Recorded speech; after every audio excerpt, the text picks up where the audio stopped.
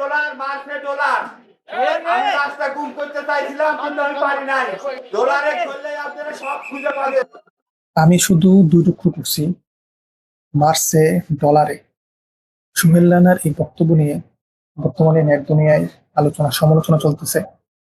রামিসা হত্যার আসামির সুহেল রানার এই বক্তব্য নতুন এক প্রশ্নের মুখে আমাদেরকে ফালিয়ে দিছে এবং আমরা তখনকার অনেক নিউজ মিডিয়াতে এটা শুনছি যে সুহেল রানা একাই আসামি না, সাথে আরেকজন ছিল এবং আরেকজন কে ছিল এটা এখন পর্যন্ত পুলিশ নিশ্চিত করতে পারেনি।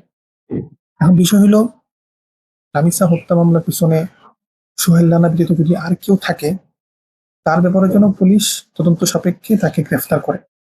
এখন সুহেল রানার যে বক্তব্য এবং যে কোশ্চেন গুলো আমাদের সামনে আসতেছে, সোহেল রানার যে অ্যাডভোকেট সে বলতেছে যে সোহেল রানার ডিএনএ টেস্টের মধ্যে তার এই নমুনা পাওয়া যায় না। ভিকটিমের যে ভেজাইনাল সোয়াপের ভিতরে তো বীজের উপস্থিতি শনাক্ত হয়নি। এটা একটা গুরুত্বপূর্ণ বিষয়। আবার সোহেল রানা বলতেছে যে আমি ধর্ষণ করছি, দুই টুকরো করছি, মারছি আরেকজনে। আমরা এর কিছুদিন পূর্বে যখন এই স্বীকারোক্তি দেয় সোহেল রানা, আমরা নিউজ পোর্টাল এটা শুনতে পারি যে সোহেল রানা স্বীকারোক্তি দিয়েছে যে সে ধর্ষণ করেছে, সে মেরেছে। তো এই তার এই স্বীকারোক্তির সাথে বর্তমান প্রেক্ষাপট কিন্তু মিলে না, যার কারণে কিন্তু প্রশ্নগুলো ওঠে। এখন সবচেয়ে বড় প্রশ্ন হলো ওই স্বীকারোক্তি কি তার থেকে জোর করে নেওয়া হয়েছে না নিজের থেকে সে দিয়েছে?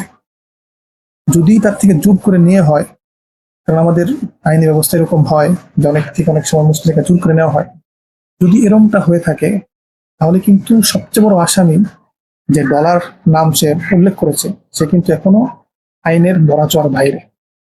আর যদি সে বেঁচে যায় এই ধরনের অন্যায় করার পরেও, সে কিন্তু পরবর্তীতে অন্য আরেকজনকে টার্গেট করবে। সে না করলেও অন্যরা তার থেকে এই সাহস পাবে। সুতরাং আমাদের স্পষ্ট বার্তা, এবং আমি আপনাদের কাছে রিকোয়েস্ট করবো যে আপনারা কমেন্টের মতামত জানান। এখন ডলার আসলে ডলার ব্যক্তিটা কে?